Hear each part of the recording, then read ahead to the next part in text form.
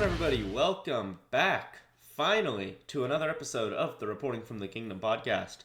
I'm your host, Bob, joined by no one this week. Charlie couldn't make it this week. He was busy. Life gets in the way, I understand.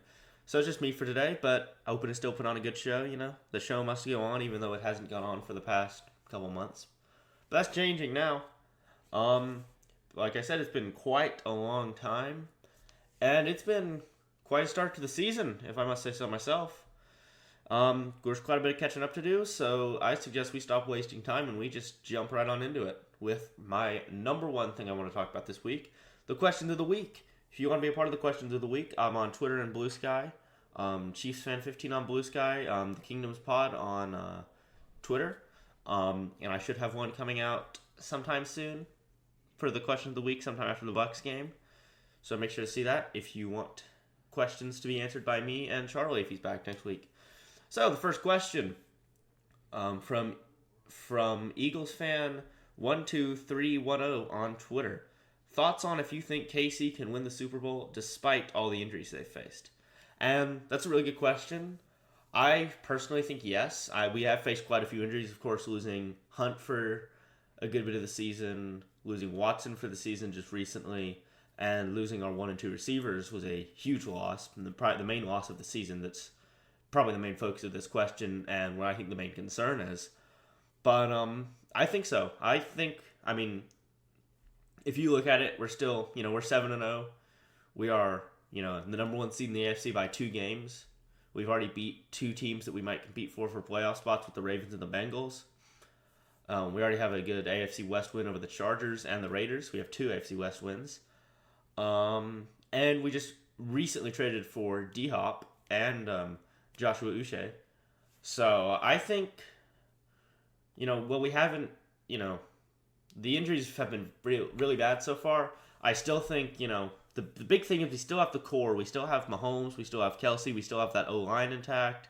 We still got Jones. We still got McDuffie. We still got, guys like Bolton. We still have the main core of the team intact, except for Hollywood and Pacheco. They're part of that main core. But I think other than them, I think the main core is intact.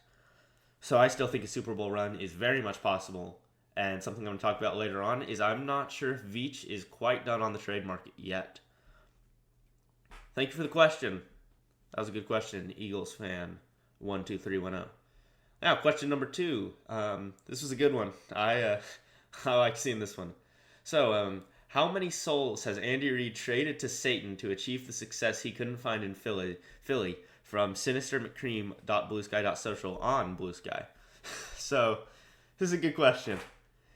I just had to include this one. It was great. This was such a good question. I love this. A lot, I'd imagine. I don't know how many, but however many souls it took to get Patrick Mahomes to fall to 10 and get picked up by Kansas City and get the Bills to do that trade for them to trade up to number 10. So you think, 100? Who knows? And then also, being able to keep that core intact and getting good GM and up until this year, good injury luck. So I'd say a good bit, but, he's still done quite a bit of work on as a coach. Don't want to downplay on some of the great work he's done. So once again, not quite as much for me to talk about that question, but still very much appreciate it. That was a good question. That was a quality question right there. I love it. So moving on to the next main thing I wanted to talk about, probably the biggest question for y'all watching, is the reason for the long absence. I've been really busy, to put it simply, and that's not the only reason, but I've had a lot of stuff going on in my life. I haven't been getting home super early. I haven't had a whole lot of time. Our schedules haven't worked out very well. So that's probably the 2 main reasons, is conflicting schedules. I've just been really busy, and to be honest, I've been a little bit lazy. I haven't just had the motivation to get up here and record. I say get up here, I'm sitting in a chair talking into a mic about, one of the things I love for a couple hours, so it's not, that bad. It's not that bad of a deal, but a little bit of laziness, we were busy. But with all that being said, I am very excited and very ready to get back on track with this episode. It's going to be a fun time. I'm hoping to really kickstart it here mid-season. for a little bit, I kind of thought it was too late. I kind of wanted to revive the podcast, but I thought it might be too late. Mid-season's not the right time to start up a podcast. But I thought, hell, who's gonna care? I might as well just go for it. Might as well just, let's just go and bring it back. It don't matter. Let's go for it. Let's bring it back. Let's see what happens, and then I don't care if it's a weird start to the podcast, weird start to season 2, if you want to call it, because the first season was the off season. This is season 2. If you want to say that, you can. I don't really think seasons work for this. Seasons work because seasons are how we base our entire thing here. The NFL season. That's our big ordeal here is the football season. But enough of that. Enough of the absence. Just mainly, you know what? You want to blame someone for the absence? You can blame me. My podcast first and foremost, and I can get the job done. But I'm ready to get back on track. I'm ready to have some fun times recording some podcasts, fun times talking and analyzing the best team in football and the coolest team in football. Yep. The team that's not the coolest team in football is the I just said the LA Raiders. Is the Las Vegas Raiders. Sorry, LALV, whatever. You get them mixed up sometimes. It happens, all right? Chiefs had a quality win over the Raiders in a game where Mahomes seemed to get back on track. Chiefs got the win 27-20 over the Raiders. That was a very good game. DeAndre Hopkins' first game as a Kansas City Chief.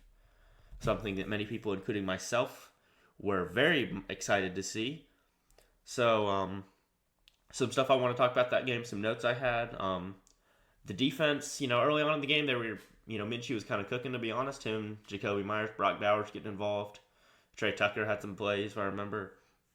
The defense struggled, first quarter, first half, they really struggled. But second half, something that I've noticed for Spags is the second half, that defense just only gets better most of the time.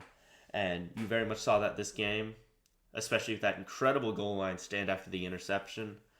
That was beautiful work by Turk Wharton, Chris Jones, that entire D-line and the linebacking core especially, to be able to make those plays and potentially help win the game. Obviously that helped win the game, but potentially be a major drive in helping to win that game by holding them to no points and giving our offense a chance to go drive the ball again. The offense had some struggles, but all in all, I think they looked a lot cleaner throughout the entire game. Mahomes, I'd say, probably had one of his best games of the season. Kelsey looked a lot nicer. Kareem Hunt, once again, put together a good, solid performance. So, there's nothing I'm really going to complain about that offense. I still would like to see, I want the interception removed. But, that was a tip ball. That happens, it's annoying to look at the stats and see the touchdown-interception ratio and all. But in the end, stats aren't really what matters. What matters is wins and losses. And right now, in wins and losses, we have seven of the good ones, 0 of the bad ones. So, I can't complain about how we're playing so far. On the other hand, with the offense, Xavier Worthy, he had a couple struggles. Not his best day. He didn't have a bad day. I don't want to say he had a bad day. He's young, he's a rookie, but it just the connection with him and Mahomes just wasn't really there for most of the game. Obviously, he had a good touchdown late to kind of the game sealer late in the game, so that was good for him. I like seeing him get that. But he didn't have his best game. He missed some catches. That one jump ball, he probably could have caught that. I would like to see him come down with that, but that's not the main role of Xavier Worthy. And his route tree and his ability to make those catches is only going to get better and better and better as he gets older and learns in that offense and gets more comfortable and gets in the weight room and gets bigger. He's got the sky's the limit. I said that about Sky Moore a couple of years ago, but I really think it's different for Worthy. For him, I think the sky really is the limit, especially because of that speed and that athletic talent that he's got, which is one of the main reasons I think the Chiefs really liked him, was just that speed. But I think you've really seen recently, even though he kind of struggled this game, I think you've really seen the development of his route tree. He's getting a lot more, advanced routes. He's getting more targets. I saw the target share for him was up a ton in the Niners game a couple weeks ago. So he did struggle, but it's not something I'd say I'm worried about, really. I'm not really worried all that much that Worthy had some struggles this week. I think he'll get it together, and I think he's only going to get better now that he can learn from, especially now that he can learn from veteran wide receiver recently acquired, big move, DeAndre Hopkins, which we'll talk about later. Not to keep talking bad, especially after a win. You don't want to complain after a win, really. But another guy that struggled, he kind of struggled this season, is Wanya Morris, however you pronounce it. I've heard both, so I don't really know how it's pronounced. And I really should have bothered to look that up before this, but I didn't think about it. So that's what happens. Sometimes you don't think to do what you should. But I've heard it Wanya, I've heard it Wanyas.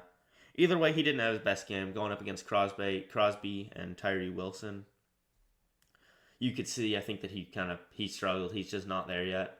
It was the same thing last year.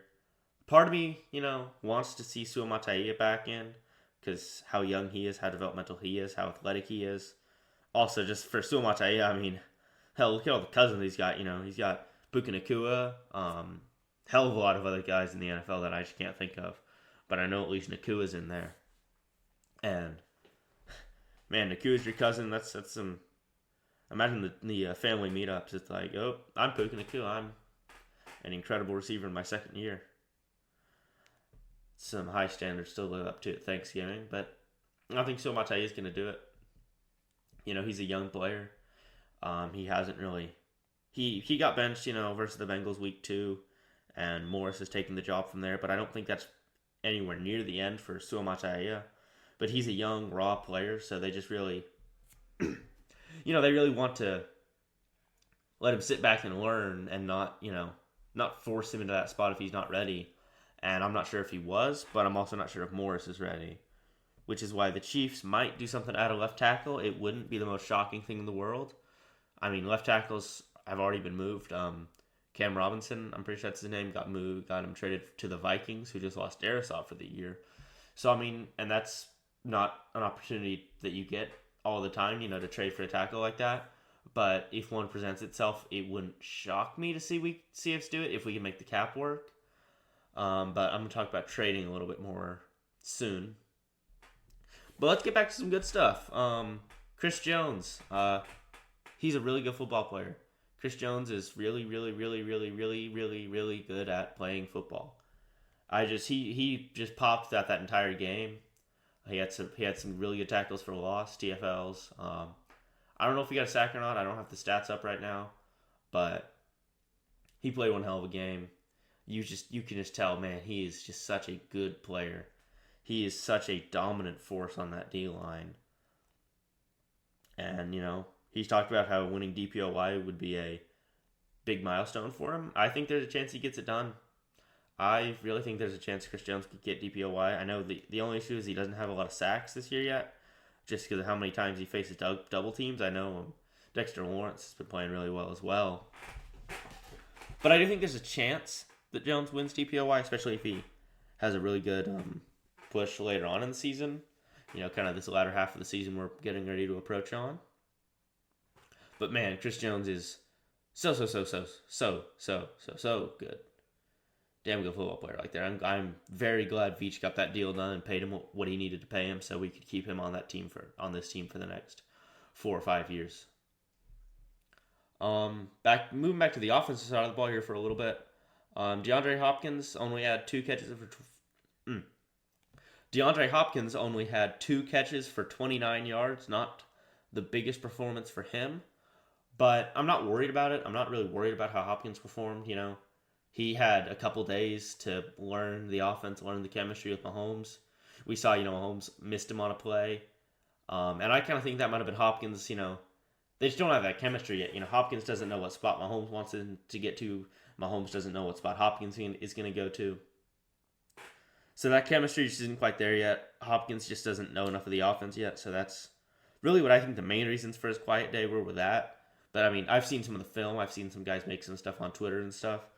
And Hopkins is a really good football player. He was getting open over the middle quite a bit during that game in the handful of snaps he played. I expect next week, I expect to see a bigger game out of Hopkins, I think, when he's going to have more time to kind of get acclimated to the offense and learn what he has to do. We'll get that chemistry with Mahomes down, and I think I'm expecting to see a lot bigger day from him. Someone else we saw a bigger day from this week, and I say someone else, Hopkins wasn't someone we saw a bigger day from, but you know what I'm saying. Someone we did see have a big day was the man that everyone called washed, Travis Kelce. He's unwashed now apparently. That's the thing about Kelce this year is he'll be washed one week and then he'll be unwashed the next, and then he'll be washed again, and then he'll be unwashed again. It's a cycle that he's been in, according to the analysts online. I don't think Kelce's washed. I don't think he's as good as he is. I think he's in the I think he's losing a step. I kind of think he's lost a step. I think he's starting to lose that step. I don't know how much longer he's got left in his career, but he's shown that he still has quite a bit left in the tank, in my opinion. And I'm ready to see him cook up this year. I mean, 10 catches, 90 yards, a touchdown. You know, you really saw kind of an old form Kelce there. He was getting open, making plays. And I think that's something else the addition of Hopkins really does is the addition of Hopkins, it really allows Kelce, I think, it's going to take some of the attention away from Kelce. You know, he's, instead of getting doubled and tripled every play, Hopkins is going to, he's going to take some of that attention away. They're really going to have to focus up on Hopkins as well over the middle. Because right now, I mean, you look at guys you have over the middle before Hopkins, Worthy, I think he can be good over the middle, but he's just really small right now. And him going up against the linebackers, I don't know if that's something you're really going to want right now with how we just, he doesn't have that size that he needs yet, in my opinion. And that's the good thing about Hopkins is he's great at going over the middle. So I think he's really going to help open up things for Kelce, and I think he can also open up things for Worthy down the field. So I think Hopkins is going to be a really big addition. I think he can help Kelce. I think he's going to help Worthy both have better seasons.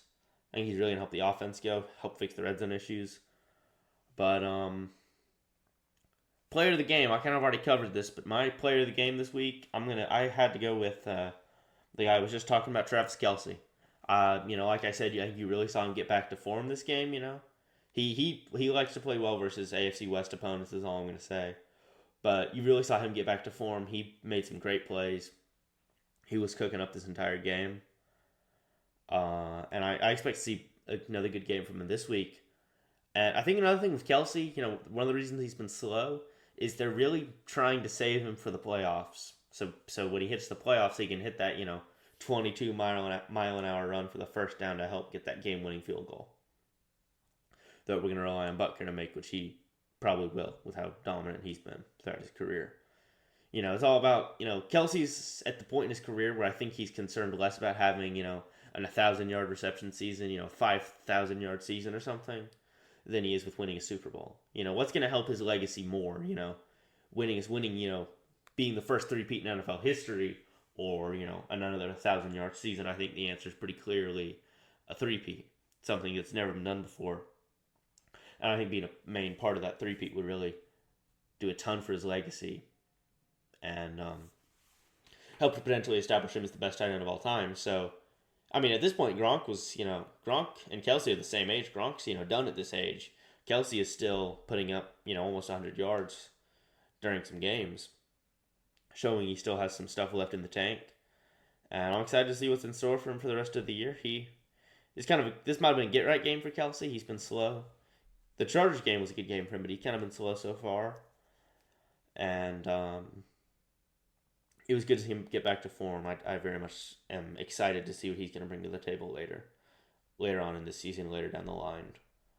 Especially if we get Hollywood back. That'd be big. The next thing that I want to talk about, moving on from the Raiders game, is the upcoming trade deadline coming up either this week or next week. I'm not sure.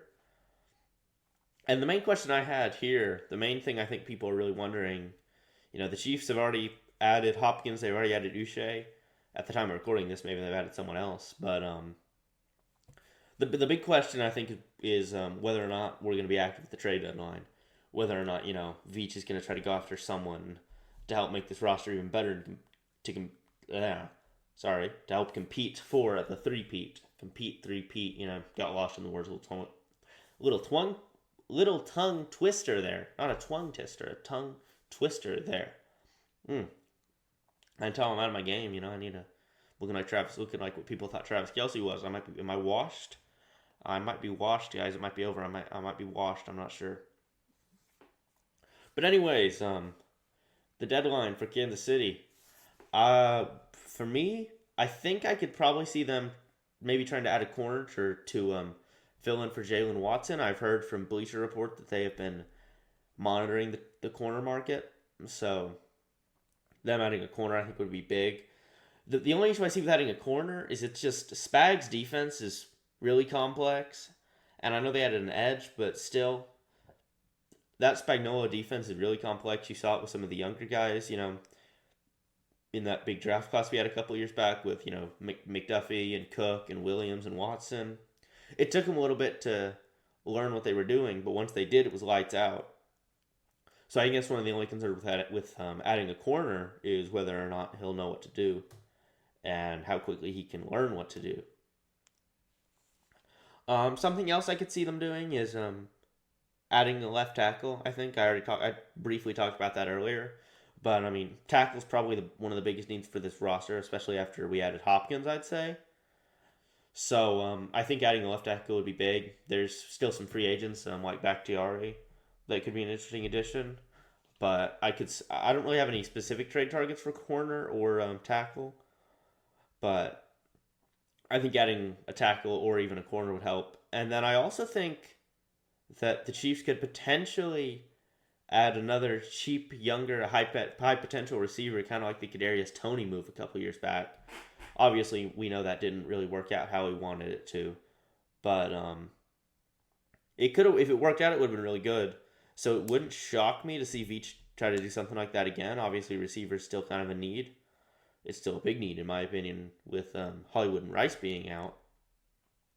So I'm thinking like maybe an Elijah Moore type guy. He had a good game, 8 catches, 85 yards, I think, versus the Ravens. So who knows if the Browns would be willing to trade him. But if they are for like a later round pick, late day 3 pick, that's something I could potentially be interested in.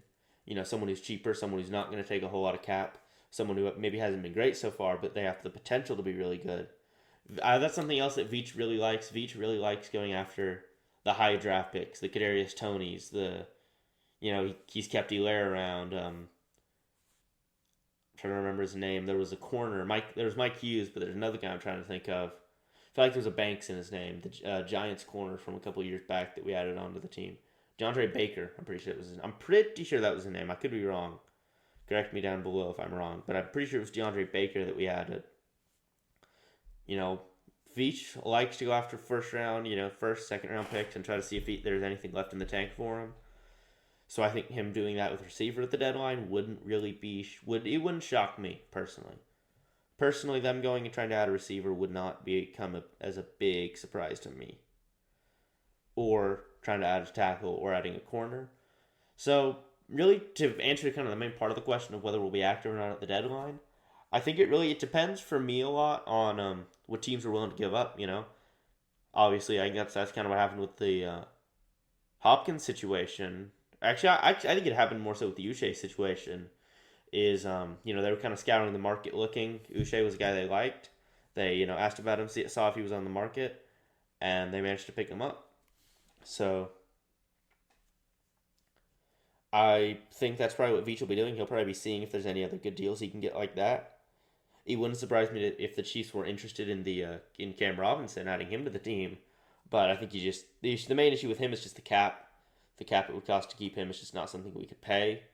Meanwhile, the Vikings could pay that, so that's not a deal I think we really realistically could have done unless we gave up too much, and I don't want to give up too much for that. So yeah, it wouldn't shock me to see us make a move at the deadline, but I could see Veach just he's already added 2 really good players that I'm going to talk about here pretty soon, but so I could see him staying put, but I mean Veach is always looking to make the roster better, so I could very much see the addition of a corner, tackle, another receiver, maybe a defensive tackle. I know they already added an edge guy, but maybe a defensive tackle. I don't know, just kind of throwing something out there in the wind, see if it sticks.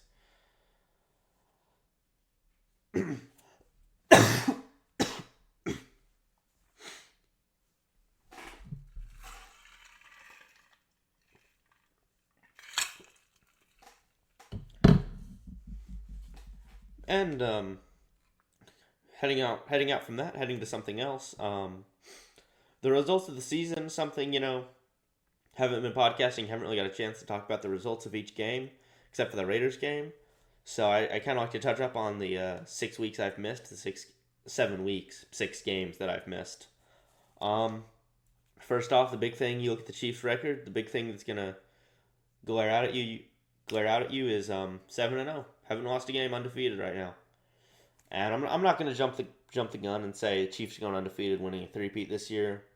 But it'd be fun. I mean, I'm not gonna say I wouldn't like that, but it's too early to say that. Not even halfway through the year yet. There's a lot of games left to be played, a lot of stuff that can happen, and if we get the 1 seed locked down, it wouldn't surprise me to see what's his name, Reed, play backups. So undefeated season, way too early to say that, but it'd be big. That would be pretty fun. Is all I'm gonna say about that one. And then the big thing about the season, the big red flag about the year so far has been the injuries. The Chiefs are a team that over the past couple of years, a big thing for their success has been the injury luck we've had. Mahomes has missed a couple games, but we haven't had a bunch of big season-ending injuries. Cook got injured late last year. Bolton dealt with some injuries. Really, the biggest injuries I can think of before this year were losing Schwartz back in 2020, losing Brian Cook, losing Mahomes for like half a playoff game. That was a bigger loss. But really, we haven't had a lot of major losses to injuries over long periods of time until this year, where we've lost a lot of guys. Pacheco's been out for a long time. Pacheco's out for, I think, a couple more weeks. But him coming back sometime mid-November would be nice. Rice, of course, got hurt week 3, if I remember correctly, versus the Chargers. I know it was versus the Chargers. I'm pretty sure it was week 3. Yeah, that was week 3. Unless I'm just like really stupid right now. Hollywood got hurt first play of the preseason, which really sucks. Watson got hurt here just last week versus the Niners, and then Omenahu, of course, last year's AFC Championship game, messed up his leg. So we've had some big losses this year, but we've still managed to overcome them, and I think that's really been something big with this entire season so far, is overcoming. This has been a season all about adapting, all about overcoming, which is really something I think you notice with some of the great teams, and just great teams all throughout sports, great people. It's the ability to adapt and overcome to what happens to you and what happens to your surroundings, and that's what Kansas City's been so good at these past couple of years. Something happens, they'll adapt, they'll figure out a way to get by it, they'll figure out a way to get through it. The offense is playing bad, the defense will pick it up and not allow, but almost 10 points a game. The defense is playing bad, the offense will drop 32 points a game. It doesn't matter. This is a team that under Mahomes, they're never out of it. 24-0, they're not out of it. They're able to adapt and find a way to go win. And that's been kind of the big story of the season so far, is find a way to win. If I had to sum up the season so far in one phrase, it'd probably be find a way to win. Throughout the injuries, the offense not playing as good as you'd maybe like to see. The offense not playing as good as you'd like. That's due to a lot of different things. I think a big reason is the injuries, the tackle trouble. That's mainly at left tackle. That's been big. What was I going to say? Injuries. Mahomes has been off this year at times. But I really think probably the main reason to blame for that is just we just don't have very many receivers. We just don't have very much help there. Now, the addition of Hopkins really helps, but we still, especially mainly before that, we were really lacking in who we had at the receiving core after Juju got hurt. We had Rice, or not Rice, the other one, the fast one, Worthy, Justin Watson, Sky Moore until he got put on IR and everyone cheered. No offense to Sky Moore. No offense to Sky Moore right there. Sorry. My bad. My bad for that shade on Sky. Love Sky. I'm not going to say that I don't love Sky. I take that back, actually. Forget I said anything about Sky Moore. You know what? Just forget I mentioned him. Forget I ever mentioned his name. Just like we should forget Roger Goodell ever mentioned his name at the draft. And instead we picked someone else. Moving on from that. The offensive woes haven't been great, but as I said before, versus the Raiders, I think we really got to see the offense look better. They looked cleaner. A big thing for that was they fixed it in the red zone. They've been a lot better in the red zone these past couple games, not couple of days.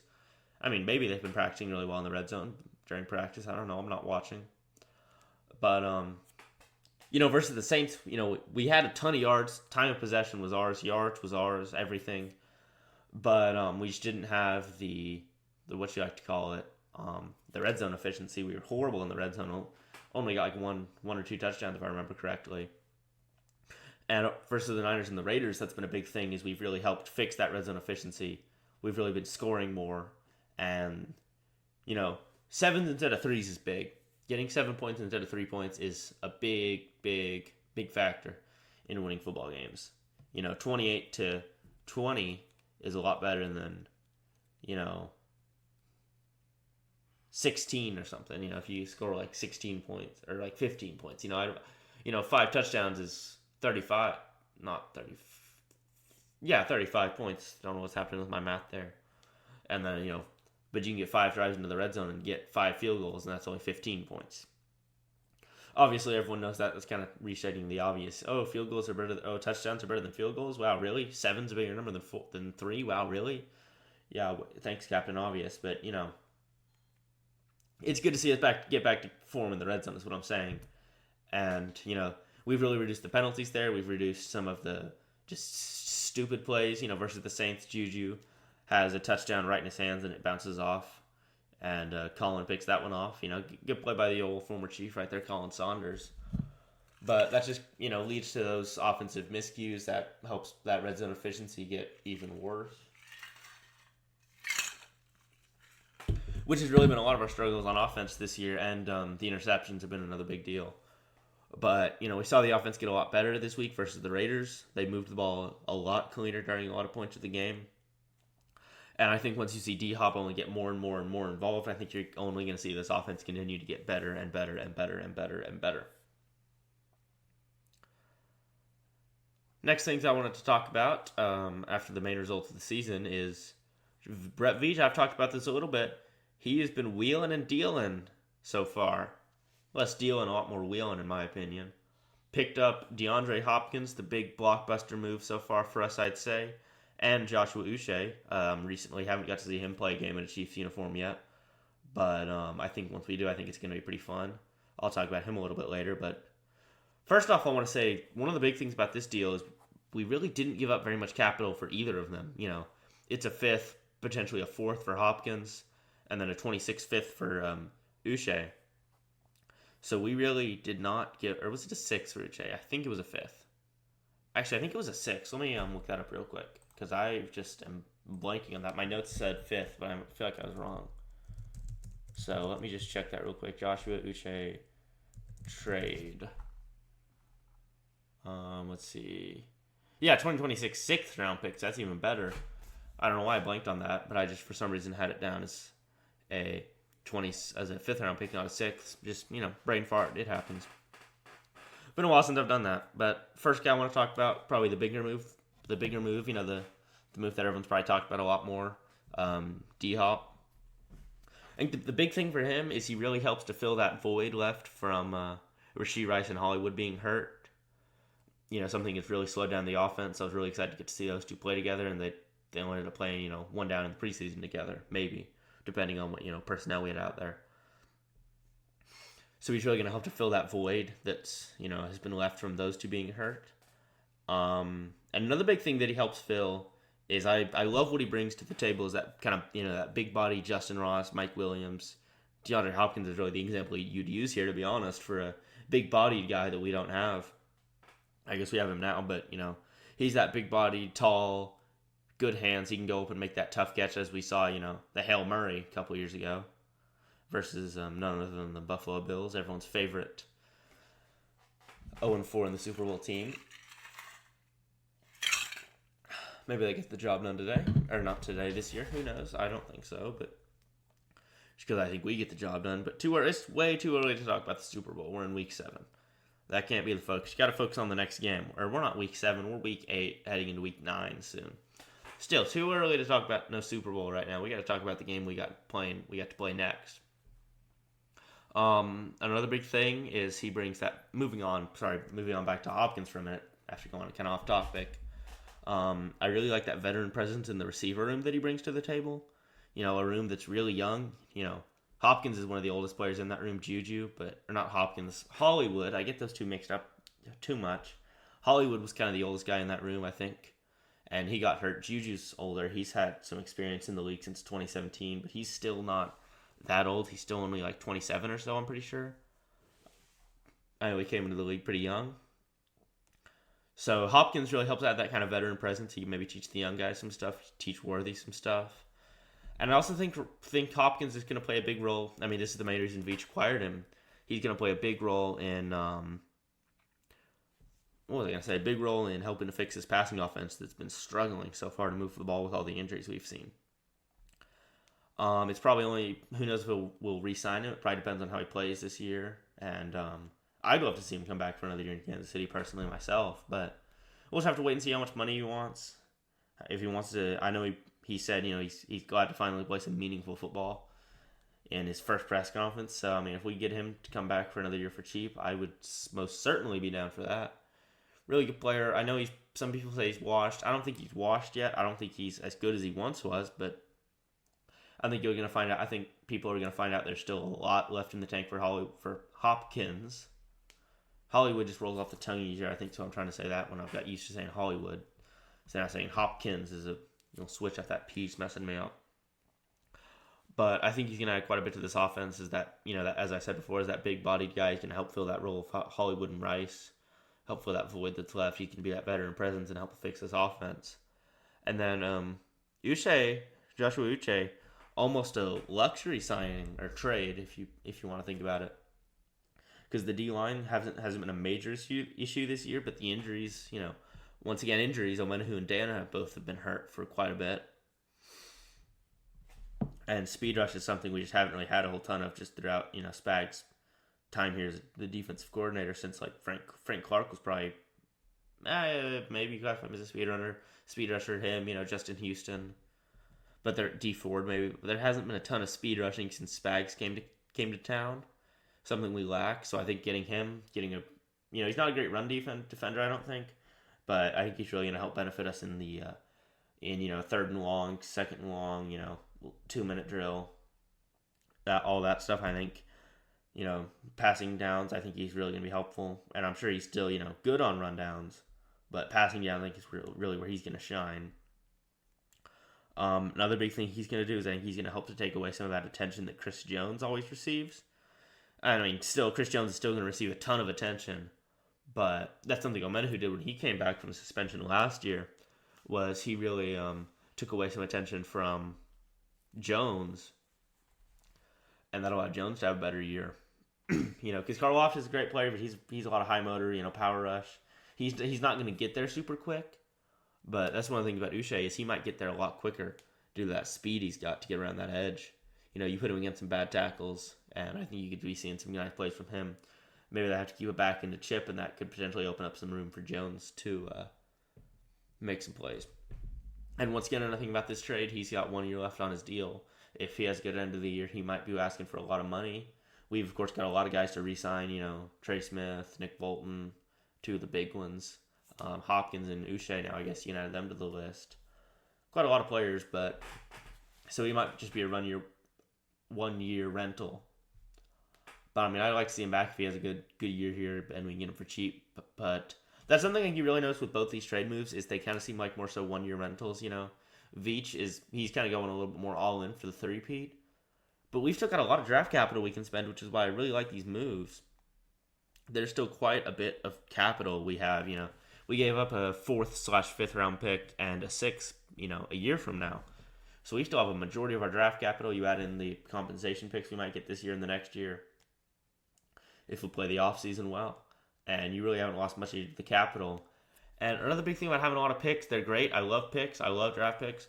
But you have, 12 draft picks on this roster. There's not 12 draft picks that are going to make this team. There's not 12 developmental guys that are really going to struggle to make the roster, all of them. Obviously there's still going to be some like Najee Johnson, but I mean, he was even 2021 or 2, if I remember correctly. He was in that big stack draft class. I don't remember which year it was. And then, Carson Steele, the UDFA, who's coming and been good for us so far this year in the limited snaps he's gotten. But it's just going to be a lot harder for, late round developmental guys to make the team, I think, just with how many good players are on this roster after some stacked draft classes. But, so that's, but if you can get, Hopkins, who's going to be an instantly great addition to this offense and help make it a lot better, then I think you're really going to see this Chiefs offense do what it needs to do to move the ball better. Veach doesn't like giving up a ton of capital, but he likes getting his guys. Something else I've noticed. Uche, I heard he was interested in him during 2020. And I think he was interested in Hopkins when he was released. I think he was interested in adding D-Hop. But in the end, I think Hopkins went for too much money that Veach didn't want to give up. But something I've noticed about Veach, he goes and gets his guys. And if they're available, he did it with Melvin Ingram a couple of years back. And he did it once again right here with Uche and Hopkins. So some big trades there. But I'm going to go ahead and talk about the next big thing. The Buccaneers coming up soon. It's Bucs week. One of the biggest things for this week, I think one of the big keys is the fact that both Chris Godwin had a bad injury, he's out for the year, and Mike Evans, he's only out for a couple weeks, I think. I'm pretty sure they're both going to be out this week. So that's already, my next talking point here is how to limit the Bucs offense. But that already helps limit it. You leave McMillan as the receiver one. He's a good player. I mean, I liked him coming out of the draft as like a day 2 pick. But he's not like a great player or anything. He's not ready for that receiver one role. I think McDuffie. I think that McDuffie and Connor and that defense is really gonna be able to take away that offense. I mean, I think the run game is something you're gonna have to worry about. Irving and White and that guy who had one. He had a huge game versus the Saints. I don't think anyone expected him to have that big of a game. Can't quite remember his name, but number 40, I'm pretty sure what he wore. He just was going off versus the Spencer Rattler-led Saints. But I think, the main ways to limit that offense, force Baker to make some bad throws, because I think if you let Baker toss the ball up enough, I think he'll throw a bad play. I can give you make Baker throw the ball a ton without a great receiving core, I think he's going to have a couple picks. I might eat my words on this, but it wouldn't surprise me to see someone like Jamari Connor get a pick come out of this game here, getting an interception. I think, Baker, I think he's a good quarterback. He's really turned his career around in Tampa Bay. But I still think you can maybe force him to make some bad throws. He likes to throw the ball at times. And there's not a whole ton of great help on that offense. We might try to force something and that gets picked off. I'd love to see that. And really, the run defense has already been dominant this year, so I'm not super worried about that. I think the main ways to take away this offense is make sure you limit their run game. And, obviously Godwin and Evans being out is a big way to limit their offense. You're leaving McMillan as that receiver one. So I think that's really the big thing is making sure the receivers don't do anything big. I mean, that's really what you're looking to do every week. I think getting pressure on Baker is going to be important. Make sure he doesn't have just forever to sit back there and find someone open. Make sure he's forced to make a throw quick, and that's, I think, once again, how you're going to get Baker to maybe make some bad decisions. Maybe force the ball in there he shouldn't, throw a turnover, which could be game-changing. And then I think that's probably the main thing for the defensive side of the ball. Then on offense, something I'm big on is what I expect from D-Hop this week. I've already talked about it briefly, but I think you're going to see him get a lot more involved in this offense.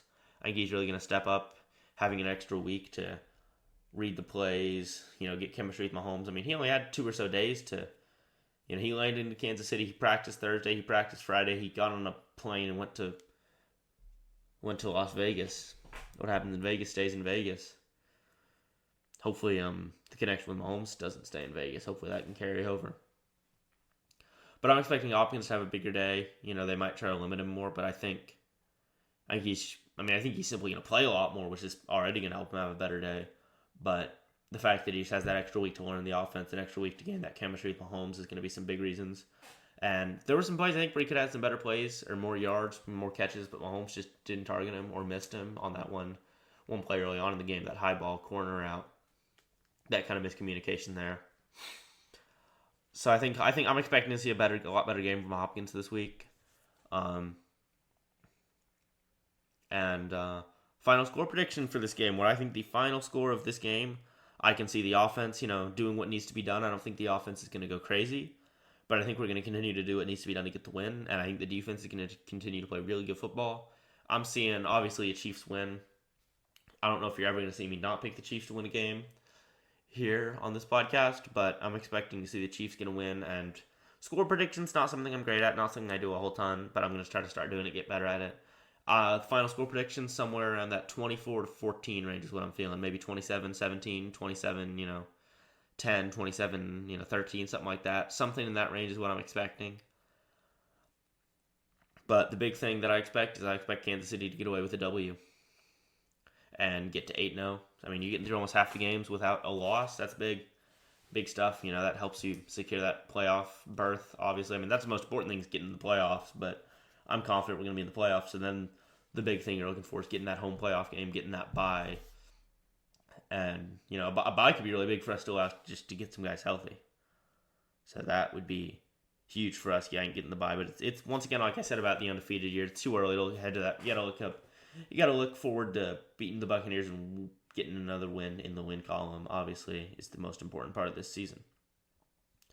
Now, the last main thing I want to talk about here is my predictions for the other games. We're going to see how well I do here. You can see if I know ball or if I don't know ball at all.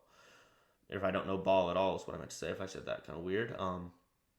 Texans. I'm just kind of list these off here. Maybe bring a couple points up if I want to. Texans Jets. I'm going to go Texans with the win, 17-14. Texans have really struggled offensively. It's a good Jets defense, but I just don't think that Jets offense is going to do what needs to be done. I think Rodgers is nearing the end of his career. I think that's been apparent. So I'm expecting Stroud and the Texans to get a win this week. Maybe Tank Dell is a bit bigger game with Diggs and Collins both being out. Cowboys at Falcons, pretty good matchup this week, I think. I expect the Falcons. I think the Falcons are going to stay in the win column. I think that offense has been doing really well so far. Kyle Pitts been playing better, Drake London playing well, Darnell Mooney playing well, Bijan Robinson playing well, except for the Chiefs game, of course, where our run defense just dominated them. I'm going 34-28 here, Falcons over the Cowboys. Once again, I think it's going to be big. I think the Cowboys, I could see this being a get-right game for the Cowboys where they managed to pull out a win, but I personally don't see it happening. I think they're going to continue to struggle. Honestly, this game could be a blowout, but I don't think it's going to be a blowout. I think it's going to be a close game. The Cowboys are still a good team. They've got a lot of talent on that roster. But I think the Falcons managed to get a win here.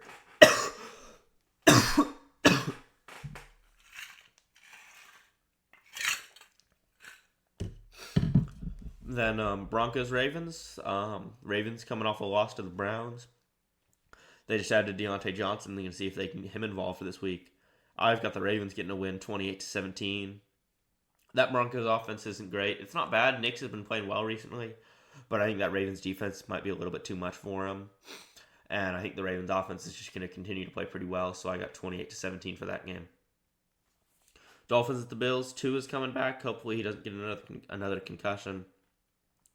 But I think the Bills, they're a really good football team. They've been playing really well. I expect to see Amari Cooper do well this game. I'm seeing 30-20, the Bills get the win. Saints at Panthers, an interesting matchup. I kind of can't really predict the score very well for this one because I think the Saints are going to win this one. I don't think the Panthers are good at all. But the main issue with them, I don't really know if Carr's going to play this week or not. But I think if you got Rattler again, I think it's going to be a pretty low-scoring game. I'm like 13-10, 14-10, 17-20. I think it's going to be a pretty low-scoring affair. But I think the Saints are going to manage to squeak out a win here, even though they've struggled early. Raiders at the Bengals. The Raiders obviously coming off a loss. Not a big fan of the Raiders. If you know anything about me or about the Chiefs, not really our fancy. Bengals once again another team we don't really fancy all that much. I've got the Bengals getting the win here, 28-21. I think the Bengals offense, they've had some ups and downs, kind of like ours, but I don't think that Raiders defense is all that great. I think they scored as many points as we did last week, and I see them getting the win. Chargers, the Browns. I think this is going to be a good game. I think Jameis Winston is really going to help kind of revive that Browns offense back to a couple years ago when Mayfield was there in his prime. Not prime, but, back when Mayfield was in his prime with the Browns. I think you're kind of going to see a little bit of that maybe. or at least the best the offense has looked since then. I think the Browns are going to squeak out a win over the good Chargers. A Chargers team that's been playing well recently. Herbert's been playing good. Ladd McConkey, a guy I really liked out of the draft, has been playing well. I'm seeing like a 20-17 game here. Chargers of the Browns is kind of a toss-up for me. I think this is going to be a pretty good game, to be honest. More of a defensive battle, but I still think it's going to be good. Commanders at the Giants. Good matchup here. Jaden Daniels is going to play again. Obviously, he was kind of limited last week with the injury. I think the Commanders are going to play good offensively here. I'm seeing like they get 24 points, and I think they beat the Giants, who've really struggled offensively. I'm going 24-13. Coming up next, we've got what might be the worst game of the season, maybe potentially one of the worst games of the season. The Patriots at the Titans. Just not a good matchup at all. Horrible matchup. To be honest, I can't even say anything about this one. I've got the Titans winning 13-9 over there. Bears Cardinals. I think the Cardinals, like Kyler Murray, Marvin Harrison Jr., they've been playing well recently, especially last week. I got the Cardinals winning 27-24. Williams, I think he's in the process of figuring it all out, but I don't think he's quite there yet. Then Jags at Eagles. I don't think this game's going to be relatively close. I don't think this game's going to be very close at all, to be honest, with what's his name, Brian Thomas Jr. and Christian Kirk both being out. ETN, I think, should be good to go, which will help them. But I think the Eagles continue to play well offensively, and I'm going 31-17 here.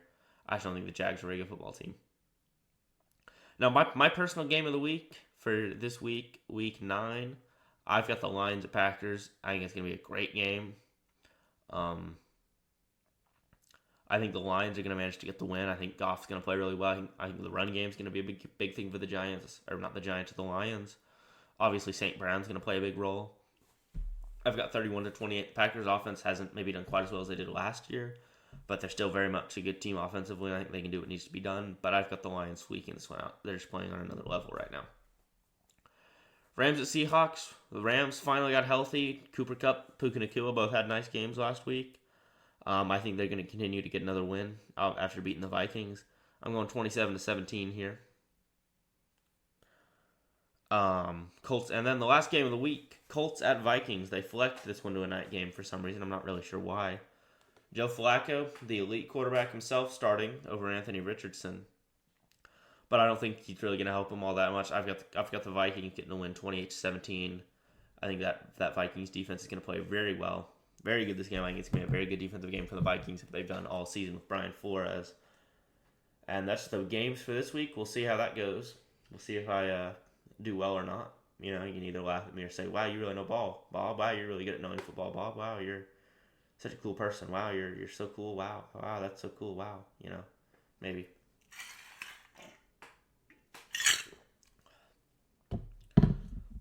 And to be honest, I think that wraps up just about all I wanted to talk about today. So with that, I hope you had a great time listening. I appreciate, any feedback is always great. I'm always trying to improve, always trying to get better. If you like the show, remember follow, sub, whichever thing you're watching this on. You can find me on Twitter under the Kingdom at the Kingdoms Pod to get updated on the newest episodes dropping. Have a incredible, great rest of your day. And with that, we'll be getting ready to see you next week. Hopefully, if everything goes to plan, or I'll be. Hopefully, yeah, it should be. If everything goes right, it should be we seeing you next week as we cover the results of the Bucs game and prepare for Broncos week and tackling that offense and Bo Nix.